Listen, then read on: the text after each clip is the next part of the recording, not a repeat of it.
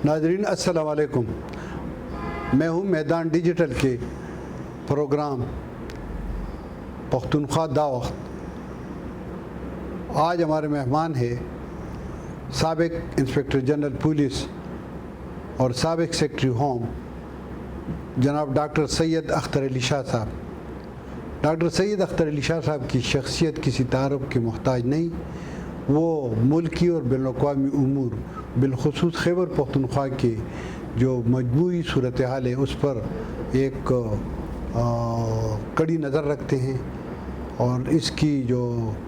तबसरे हैं, इसकी जो तजिए हैं वो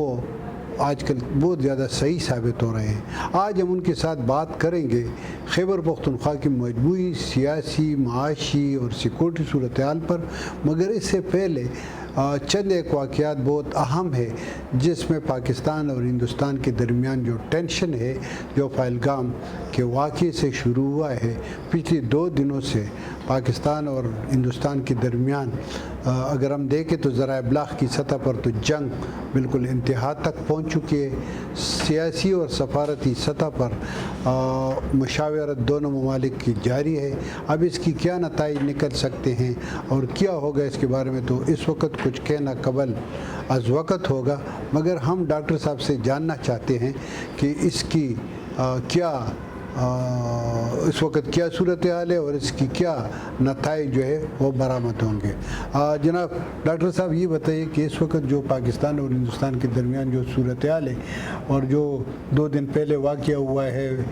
मकबूजा कश्मीर में सियाहों पर हमले से, तो इस पर इस वक्त क्या सूरत हाल है? इस सूरत हाल तो ये है कि अब तक जब से इंडिया ने कश्मीर को उसकी एक ऑटोनमस हैसियत थी और उसको ज़ब्त किया और वो हिंदुस्तान का एक हिस्सा बन चुका था और कुछ अरसे तक, कुछ सालों में वहाँ पर इलेक्शन भी कराए और यही बात वो बैनुल-अक़वाम में और लोगों के सामने करते रहे हैं कि वहाँ पर हालात बहुत बेहतर हो गए हैं और वहाँ पर माशी लिहाज से भी इस्तेकाम आ रहा है, ग्रोथ रेट बेहतर हो रही है, सेहत को वहाँ पर बहुत फ़रोग़ मिल गया था। तो यकीनन वहाँ पर इस वाक़ये से एक बहुत बड़ा धचका लगा है। जो उन्होंने गवर्नेंस के हवाले से दावे थे उनके और दहशतगर्दी को काबू करने के हवाले से थे, अब सेहत उन्हीं इलाकों में हो सकती है जहाँ पर अमन होगा। तो इस वाक़े से यकीनन लोगों में और जिस तरीके से वो किया गया, सुनने में तो ये आ रहा है कि उन्होंने बाकायदा वो हर एक से पूछ रहे थे कि उसका किस मज़हब से ताल्लुक़ है और फिर चुन चुन कर वो लोग जिनका ताल्लुक़ हिंदू मत से था उनको मारा गया है। तो ऐसे आलम में वहाँ पर सियाहत को धचका लगेगा और ये इस बात की गवाज़ी भी है कि फिर कश्मीर के अंदर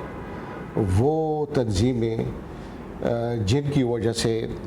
बैनुल-अक़वामी तौर पे कश्मीर फोकस में रहा और पाकिस्तान और हिंदुस्तान के ताल्लुक़ात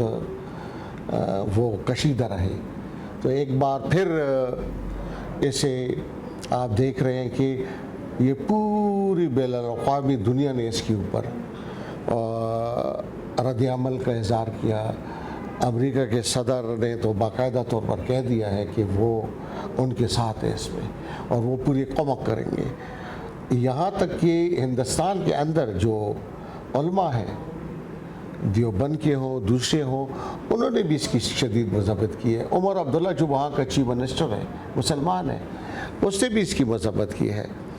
और अब इंडिया वहाँ भी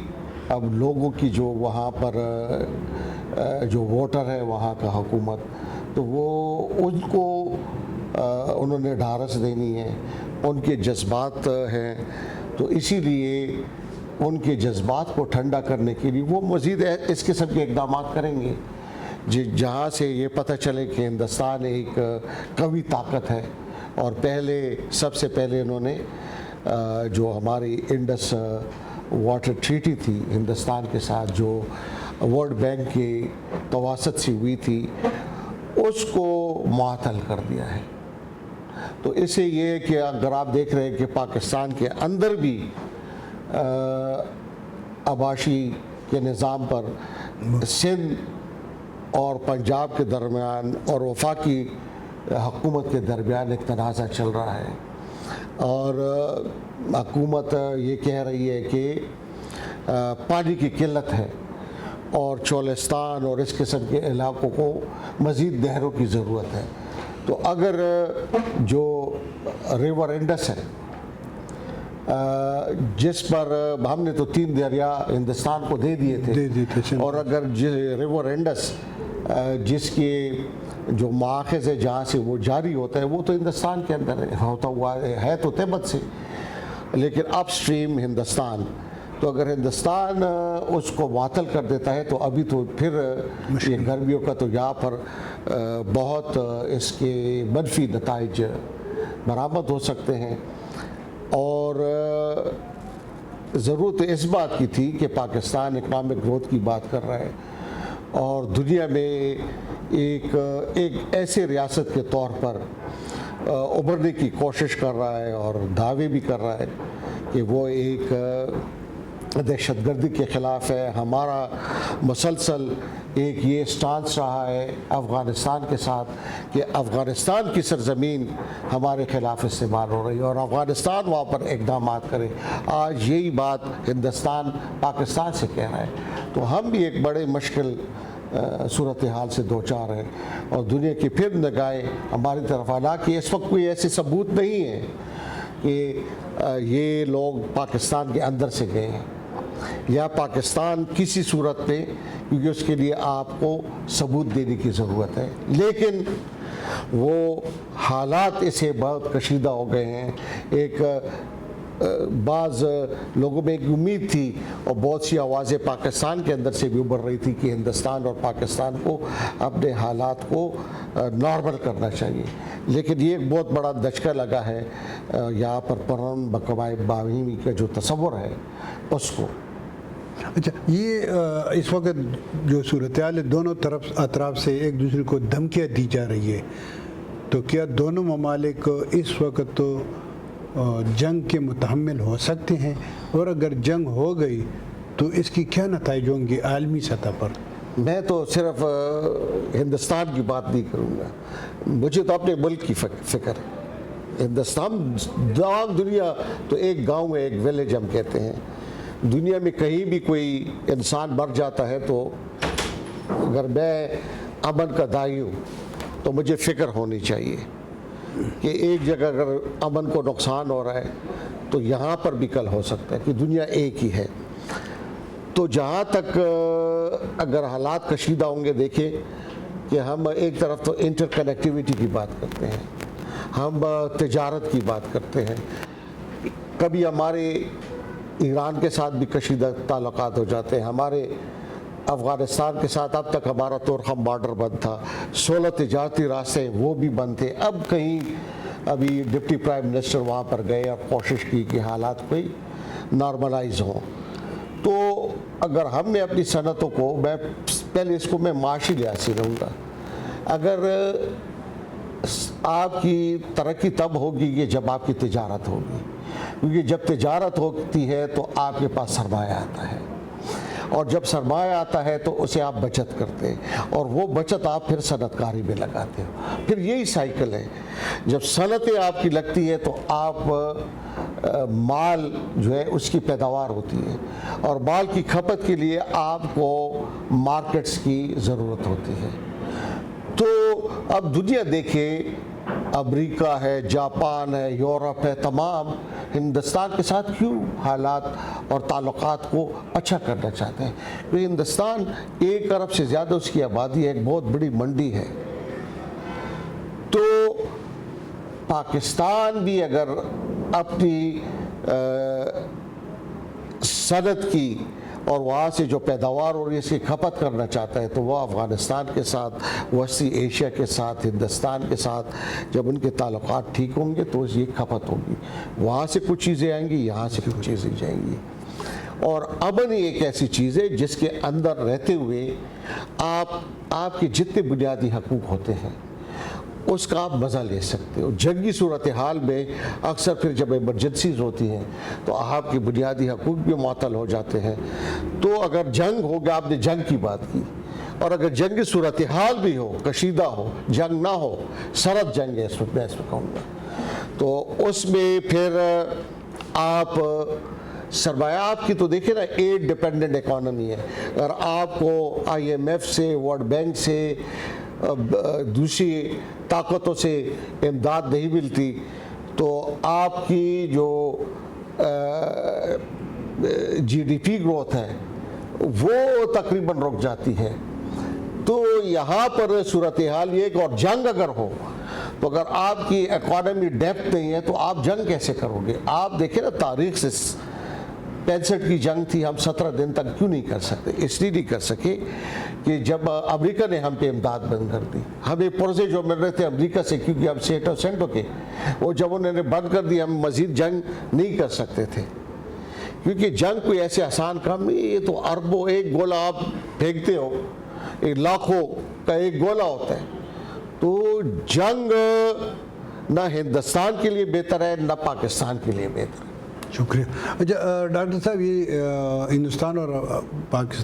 ہندوستان کے ساتھ ٹینشن کے علاوہ پاکستان کا ایک اور مسئلہ افغانستان کے ساتھ ہے۔ آج کل جس طرح آپ نے فرمایا کہ نائب وزیر اعظم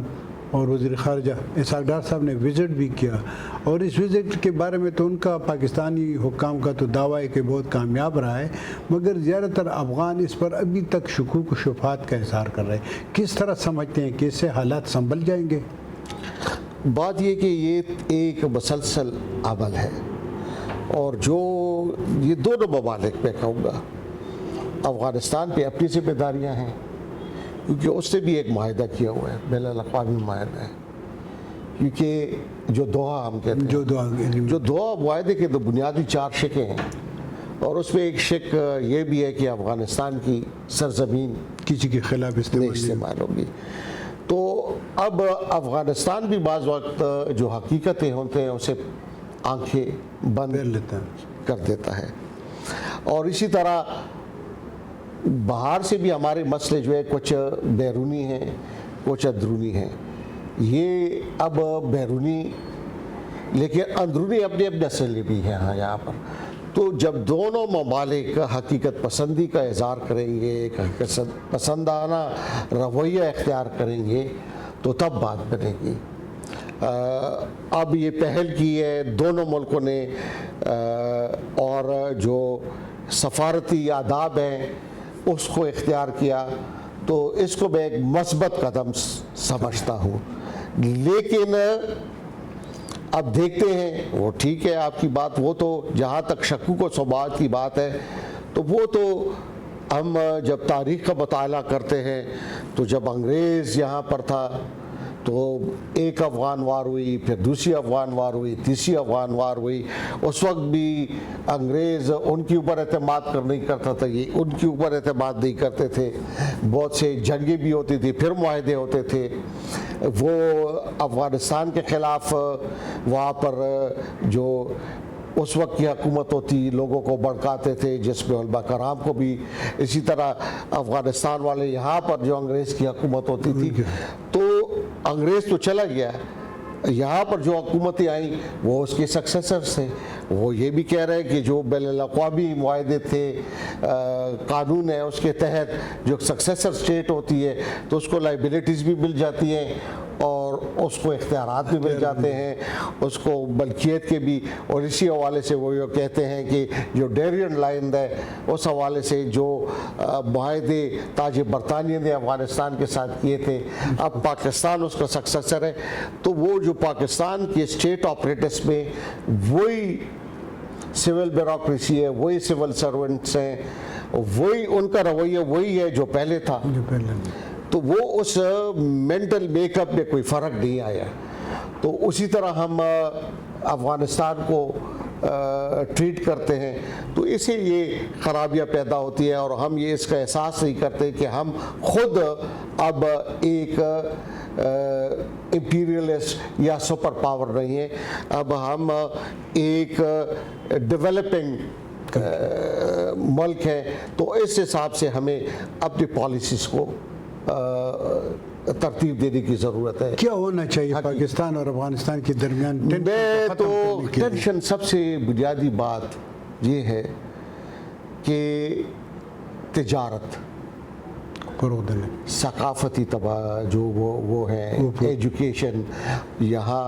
ان کے لوگ یہاں پر ہمارے پاس، چونکہ ابھی وہاں پر طالبان کی حکومت آئی، وہاں بھی یونیورسٹیز، کابل یونیورسٹی، یہاں سے لوگ جاتے تھے، ان کی وہاں سٹی ہوتی تھی، جلال آباد یونیورسٹی میں ہوتی تھی، تو آپس میں تعلیمی، ثقافتی، تجارتی یہ رابطے زیادہ سے زیادہ ہونے چاہیے۔ جب یہ ایک دوسرے کے ساتھ، ان کے اقتصاد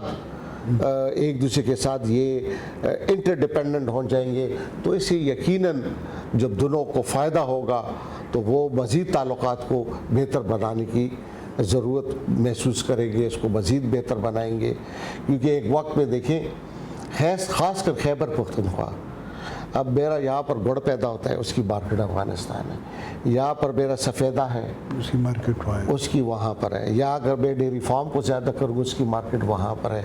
ارے یہاں پر میں پولٹری فارم زیادہ کروں گا وہاں پر ہے، اینیمل ہسبنڈری وہاں پر ہے، میرے جو خیبر پختونخوا کے یہ انڈسٹریل اسٹیٹس ہے یا کارخانے ہیں، وہاں پر جتنے بھی آئٹمس پیدا ہو رہے ہیں اس کی کھپت افغانستان ہے، پھر اسی طرح افغانستان سے یہاں کوئلہ آتا ہے، یہاں پر فوڈ آتا ہے، یہاں پر ڈرائی فروٹ آتا ہے، پھر اسی طرح سینٹرل ایشیا ہے، ہم اگر یہ ون بین ون روڈ کی بھی بات اگر کر رہے ہیں تو یہ کنیکٹ کرتا ہے سینٹرل ایشیا کو پھر یورپ کو، تو جب تک افغانستان کے ساتھ آپ کے تعلقات اچھے نہیں ہوں گے تو یہ خواب بھی عملی شکل نہیں اختیار کر سکتا، تو دونوں ملکوں کو اگر مستقل میں اپنی ترقی ان کو یہ چاہتے ہیں تو پھر ضرورت اس بات کی ہے کہ یہ اپنی توجہ مرکوز کرے معیشت کے اوپر، اقتصادی راتب کے اوپر، تو اسے آہستہ آہستہ جو جنگ کے بادل ہوتے ہیں، دہشت گردی کے بادل ہوتے ہیں، یہ چھٹ جائیں گے۔ اچھا ڈاکٹر صاحب، اس وقت صورتحال یہ ہے کہ پاکستان سے افغان باشندوں کی زبردستی انخلا کا سلسلہ جاری، جس سے افغان عوام بہت زیادہ پریشان ہیں، اور دونوں ممالک کے درمیان جو ٹینشن ہے اس میں مزید اضافہ ہو سکتا ہے، اس کا کیا حل ہونا چاہیے؟ کیونکہ کل صوبائی اسمبلی نے بھی ایک قرارداد میں اس کو مؤخر کرنے کا مطالبہ کیا ہے، افغان باشندے جن کی تجارت ہے، یہاں پر کاروبار ہے، وہ بھی اس میں کچھ مراعات اور کچھ ایکسٹینشن کا مطالبہ کر رہے ہیں۔ وہ یہ ہے کہ ہمارا اکثر رد عمل بہت سی چیزوں پر ایک جذباتی ہوتے ہیں، ہم بڑے جذباتی قوم ہیں، اور یہ اس کی جھلک ہمیں اکثر جو کہ کوریڈورز آف پاورز ہم کہتے ہیں، جہاں پالیسی ساز بھی ہوتے ہیں، وہ بھی عوام کے جس طرح جذباتی رد عمل وہ بھی اسی قسم کے بعض وقت چلتے ہیں، اور ہم تجزیے نہیں کرتے، ہم صحیح ریسرچ نہیں کرتے، ایویڈنس بیسڈ، جس کو ریسرچ وہ ہوتی ہے جو ایویڈنس بیسڈ ہو۔ کبھی ہم نے یہ تجزیہ کیا ہے کہ پچھلے 20 سالوں میں یہاں پر جتنے جرائم ہوئے، یہاں پر جتنے دہشت گردی کے واقعات ہوئے، اس میں کتنے فیصد افغان تھے یا غیر ملکی تھے میں کہوں گا۔ تو جہاں تک میں نے خود اپنے ایک تجزیہ کیا تھا، اسماعیل خان نے ڈان میں، وہ بھی پبلشڈ ہے، اور یہ نہیں ہے کہ کوئی ادھر ادھر سے پروسیکیوشن برانچ یہاں پر ہے، تفتیشی برانچ ہے، سینٹرل پولیس آفس ہے، وہاں سے اعداد و شمار لیے گئے تھے، وہ پھر ابھی پبلش بھی ہوئے ہیں، تو اسے تو یہ ظاہر ہوا کہ تقریباً کوئی 1% سے زیادہ نہیں ہے۔ باقی عام جو افغان تھے، کوئی ریڑھی لگا رہا ہے، کوئی مزدوری کر رہا ہے، کوئی ان میں سے دکانداری کر رہا ہے، کوئی ان میں سے تجارت کر رہا ہے، بعض نے تو کارخانے بھی لگائے ہوئے ہیں اور اسکلڈ بھی ان کے لوگ ہیں، تو ایک انہوں نے یہاں کی معیشت میں ایک وائٹیلٹی بھی ڈالی تھی. تو وہ ضرورت تو اس بات کی تھی کہ آپ اس کو ریگولرائز کرتے, زیادہ بہتر کرتے, اس کو ٹیکس نیٹ ورک میں لاتے تو فائدہ ہوتا. اور دنیا میں آپ دیکھتے ہیں کہ کینیڈا ہو گیا, آسٹریلیا ہو گیا, امریکہ تک, وہ تو انسینٹیوز دیتے ہیں. ان کے مختلف کیٹیگریز کے ویزے ہوتے ہیں. جو بزنس کرتے ہیں بزنس کے لیے علیحدہ ویزا ہے, امیگریشن آپ کو دیتے ہیں, آپ کو پھر نمبرنگ, اگر آپ ڈاکٹر ہو, انجینئر ہو, MBA آپ نے کیا ہوا ہے, اگر کاروبار میں آپ حد مقرر کر دیتے ہیں. اور پھر یہ ایک انسانی حقوق کا مسئلہ بھی ہے, اس کو اس اینگل سے بھی دیکھیں. ٹھیک ہے, اس میں ایسے لوگ بھی ہوں گے جو کہ یہاں پر سے تجارت کے لیے, مزدوری کے لیے آئیں گے, لیکن ان میں بہت سے ایسے لوگ ہیں کہ وہاں پر جو حالات ہیں ان کے لیے موافق نہیں ہیں. ایک وقت وہ تھا کہ وہاں پر افغانستان کا سور انقلاب آیا تھا, وہ جو ان سے اختلاف رائے رکھتے تھے وہ یہاں پر آئے اور ان کو ہم نے خود نام لائے. ایک وہ وقت تھا کہ جب وہاں پر مجاہدین کی حکومت آئی, ان سے جو اختلاف تھا وہ لوگ آئے کیونکہ ان کی زندگی کو وہاں پر خطرہ تھا. پھر ایک وہ وقت تھا کہ وہاں پر طالبان کی حکومت آئی, وہ جو ان سے اختلاف رائے رکھتے تھے اور ان کے سر کو خطرہ تھا وہ آئے. پھر دوبارہ بھی جو طالبان کی حکومت آئی, تو ان کا بھی ایک نقطہ نظر ہے. اور اس نقطہ نظر سے جو لوگ دیکھیں, وہ معاہدہ جو ہوا تھا اس میں تو یہ تھی کہ یہ کثیر الجماعتی حکومت ہوگی, وہاں پر انکلوسیو حکومت ہوگی. وہاں پر آپ دیکھیں کہ جو نارتھ والے تھے, وہاں ازبک ہے, دوسرے ہیں, وہ تمام وہ تو یا ازبکستان چلے گئے, کوئی وہاں پر تاجکستان چلے گئے, کوئی ترکی چلا گیا. اور پھر آپ کے ان کا ایک خاص تشریح ہے جو کہ اسلامی شریعت کے حوالے سے سیاسی انتقام زیادہ. اب وہاں پر موسیقی کی پر پابندی ہے, وہاں پر عورتوں کی تعلیم پر پابندی ہے, وہاں پر آرٹ پر پابندی ہے, وہاں پر اسکلپچر پہ پابندی ہوگی. تو وہ لوگ جو بولنے پر پابندی ہے, تو وہ لوگ جو کہ اب اس نقطہ نظر سے اختلاف رکھتے ہیں, تو ان کو تو جال کے لالے پڑے ہوئے ہیں. تو وہ لوگ بھی یہاں پر پھر آئے, دوسری جگہوں پہ جا رہے ہیں. یا وہ لوگ جو کہ وہاں پر اس وقت افغان آرمی تھی, جو اس وقت ان کے خلاف لڑ رہے تھے, یا یہ ان کے خلاف لڑ رہے تھے, تو ان کی جانوں کو خطرہ تھا, وہ یہاں پر آئے.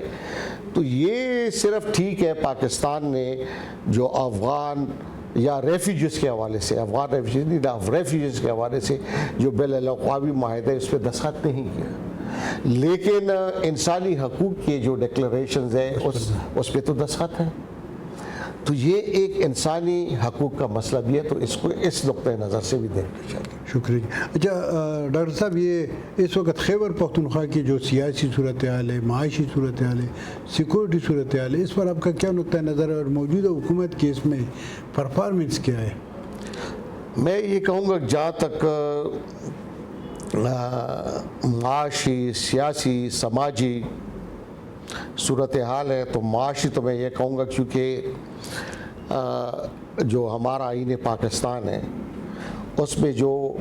آپ کے محصولات ہوتے ہیں, تو آپ کے صوبے کا بجٹ تو ان محصولات کے اوپر بنتا ہے, اور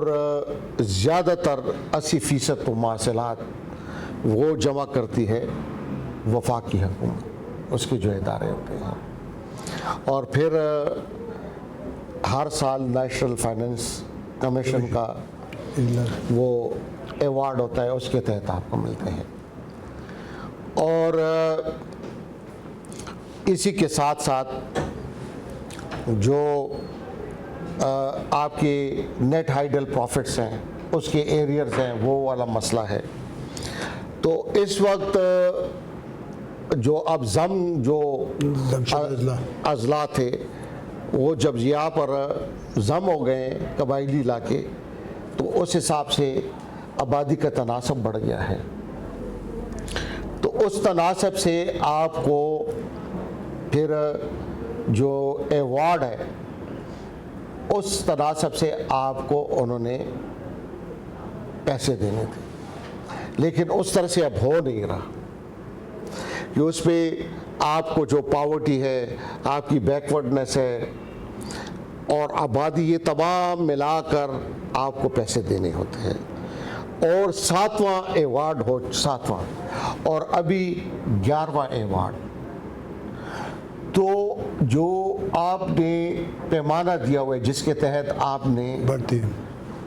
اور آبادی بڑھ گئی ہے لیکن آپ کو 7ویں حساب سے دے رہے ہیں، تو ایک یہ ناانصافی ہو رہی ہے ہمارے صوبے کے ساتھ، وفاق کر رہی ہے. اس میں میں صوبائی حکومت کو اس طرح سے مورد الزام نہیں ٹھہراؤں گا. یہ ہم سب کا مشترکہ مسئلہ ہے، کیونکہ جہاں تک آپ کی دیکھیں اب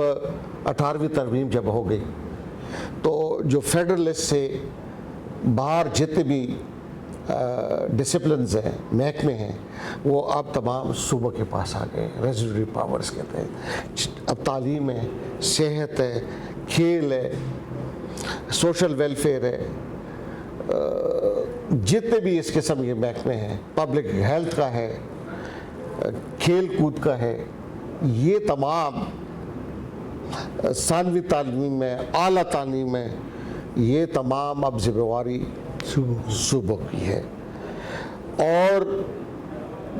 تب تک آپ سماجی، اقتصادی، معاشی کاموں میں پورے بھرپور طریقے سے کام نہیں کر سکتے جب تک آپ کو یہ پورے، کیونکہ اس وقت آپ کا اگر آپ دیکھیں ملاکنڈ پورا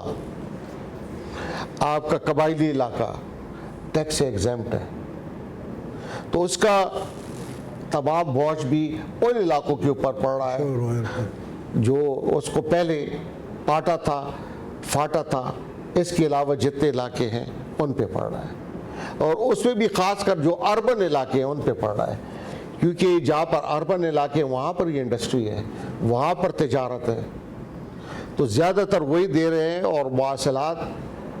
باقی لوگ نہیں دے رہے.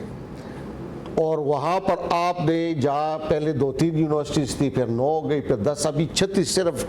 36 یونیورسٹیز آپ کی ہو گئی ہیں. آپ کے پاس یونیورسٹی میں اساتذہ کو دینے کے لیے تنخواہیں نہیں ہیں. آپ کے اسپتال، صحت کارڈ ہے، آپ کے اخراجات، آپ جہاں تک آپ نے گورننس کی بات کی، اب میں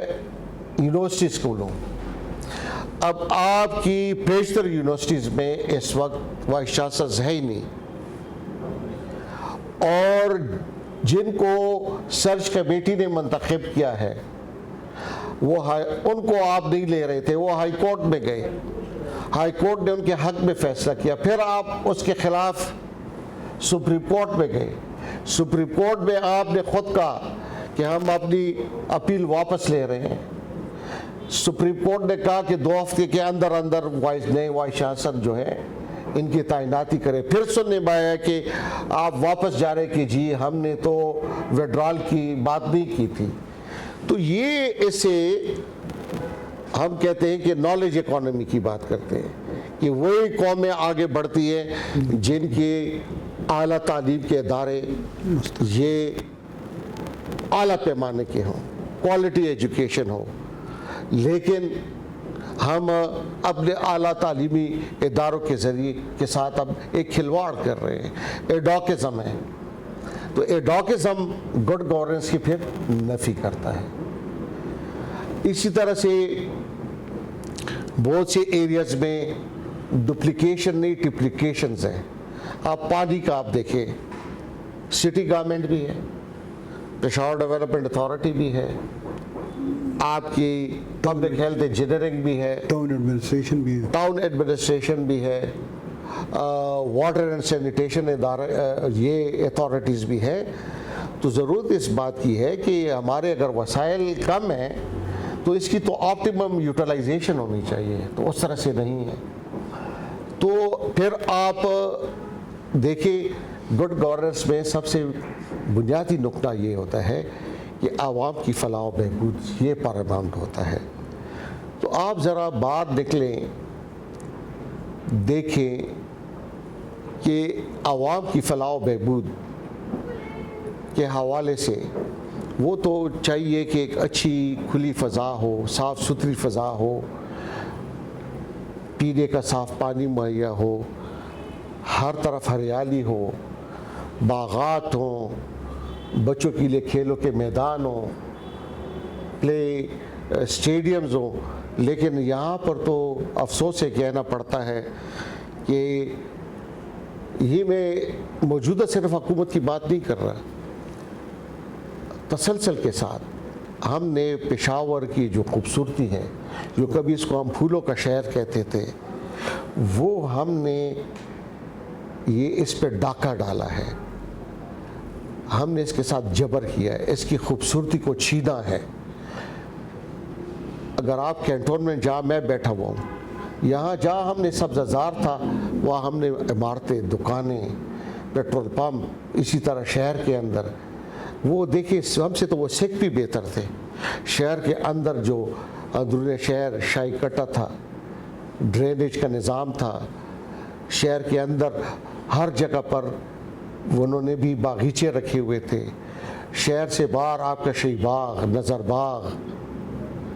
وزیر باغ آج کدھر ہے؟ نہیں ہے۔ تو مجھے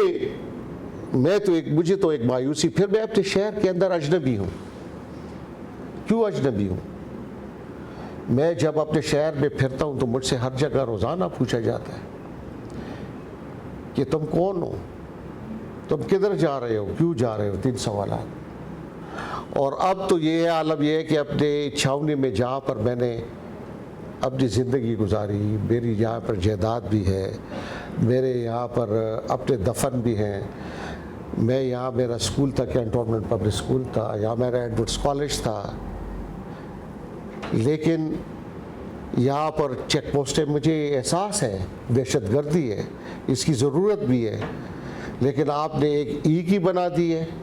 ایک دوسری بنا دی ہے، اور ای کے لیے اگر میں درخواست دیتا ہوں تو پھر ہفتے لیتا ہے میری ویریفیکیشن کہ میں ٹھیک ہوں کہ غلط ہوں۔ اسی طرح جیسے اب میں امریکہ جا رہا ہوں، ویزے کے لیے میں اپلائی کروں، تو یہ اب آپ دیکھیں کہ کیسی حکمرانی ہے۔ میرا بنیادی حق ہے کہ میں مرضی سے فریڈم آف موومنٹ میری ہو، لیکن یہ میرا بنیادی حق، اور یہی وہ گریونسز ہیں۔ دہشت گردی میں، انتہا پسندی میں، آج کل تو گریونس تھیوریز کی بات ہو رہی ہے کہ آپ پہلے یہ دیکھیں کہ یہ وہ کیا گریونسز ہیں جس کی وجہ سے لوگ دہشت گردی کی طرف جا رہے ہیں، وائلنٹ ایکسٹریمزم کی انتہا پسندی کی طرف جا رہے ہیں۔ تو آپ ان گریونسز کو ایڈریس کریں گے،